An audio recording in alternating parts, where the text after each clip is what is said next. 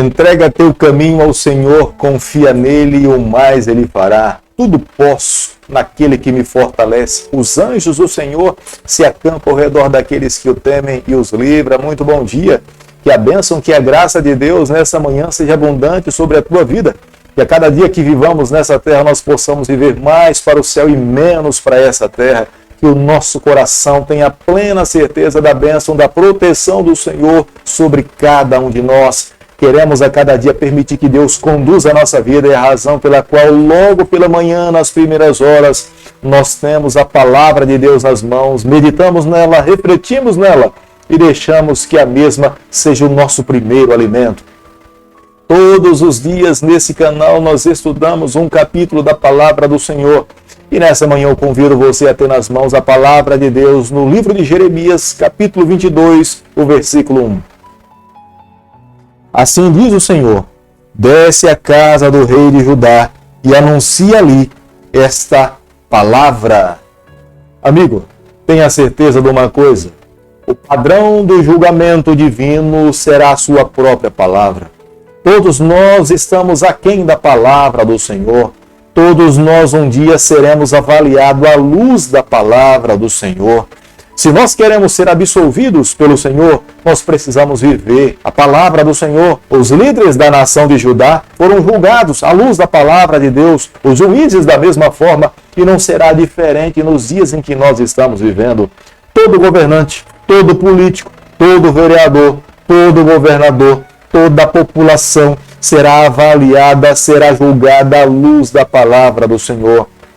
É a razão pela qual a cada dia nós precisamos amar a palavra de Deus, buscar a palavra do Senhor, deixar que ela conduza a nossa vida. Aqueles que fazem isso têm a bênção de Deus e serão aprovados no julgamento do seu Deus. Como nós podemos observar no versículo 1 do capítulo que nós estamos estudando nessa manhã, a palavra que veio ao profeta Jeremias, ele deveria transmitir ao rei de Judá. Nesse período, possivelmente, era o rei Jeoaquim, que estava como de hábito, assentado na porta da cidade, julgando os seus súditos, e Jeremias fala para o rei Jeoaquim, diante dos seus súditos, toda a vontade de Deus para a sua vida. A primeira declaração do profeta Jeremias foi para o próprio rei, falando que ele não deveria derramar sangue inocente. Urias tinha sido morto por Jeoaquim e era um homem inocente.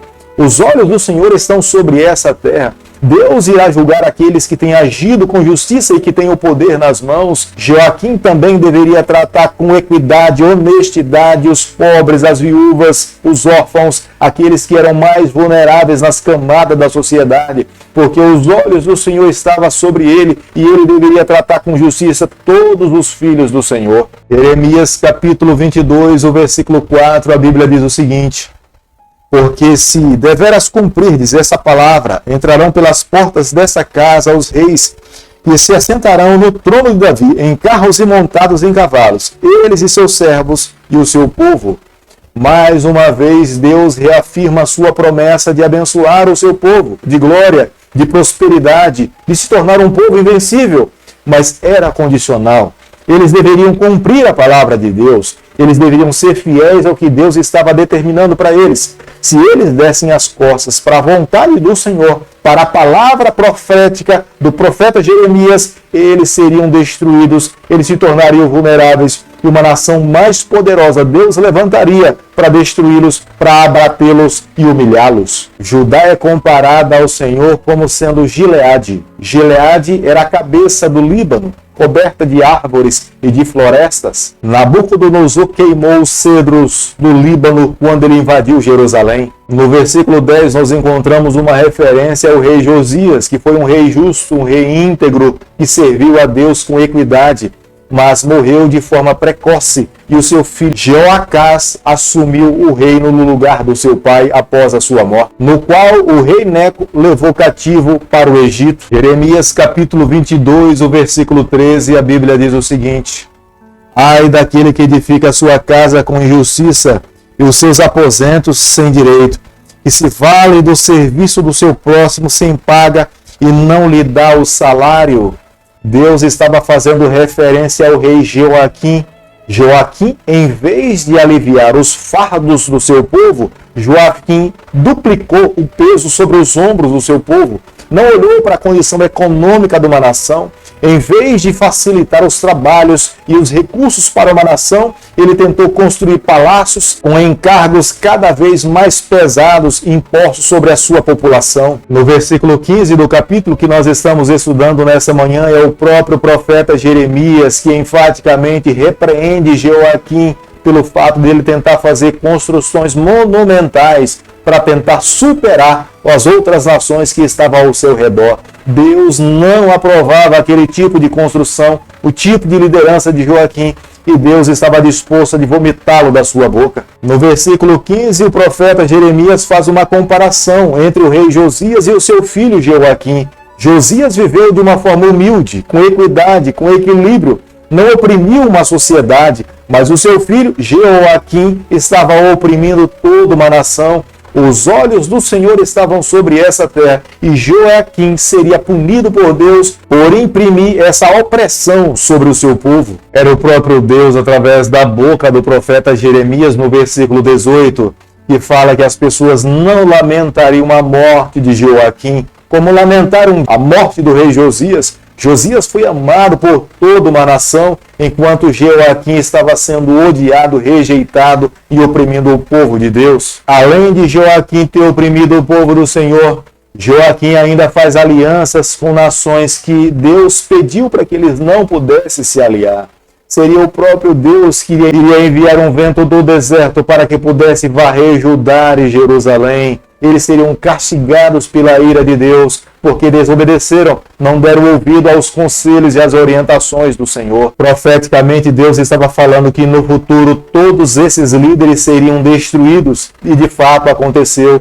Deus trouxe Babilônia para destruir Jerusalém e Judá, levou os seus príncipes, levou os seus líderes, levou os seus governantes. Joaquim nunca mais conseguiu colocar os seus pés dentro do território de Judá. Quando Deus fala, o que nos cabe ouvir, porque a palavra de Deus é real, ela se cumpre ao pé da letra, nós precisamos obedecer à voz do Senhor. Enfaticamente, Deus estava profetizando a respeito do futuro do rei Joaquim, pelo fato de viver uma vida impiedosa. Deus falava para ele que, embora ele tivesse nesse período já 2 filhos, muito novo, mas os seus filhos não mais se assentariam no trono.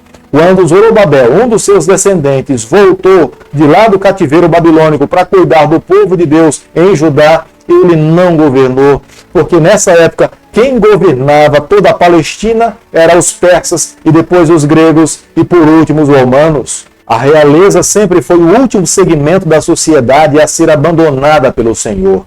Quando os príncipes, quando os governantes, quando o próprio profeta ou outra classe de pessoas pecava, transgrediam e se afastava do Senhor, Deus punia, Deus se afastava, mas não do rei, porque o Senhor tinha assumido um compromisso de abençoar a casa de Davi. Mas nesse momento, o profeta Jeremias, quando pronuncia as suas palavras contra a casa de Davi, era porque de fato Joaquim estava muito longe de Deus, já não haveria mais oportunidade de salvação. Quando o rei se afastava do Senhor, consequentemente, todas as outras camadas estavam bem mais distantes de Deus. E nesse momento, o que coube ao profeta Jeremias foi decretar o juízo final e permitir que Babilônia invadisse e levasse o seu povo cativo para o cativeiro. A ausência de Deus na sociedade entre os nossos governantes é um caos para todos nós, porque os nossos governantes longe de Deus trazem um reflexo para a nossa vida. A sociedade se torna mais desumana, cheia de sequestros, cheia de latrocínios, cheia de violência.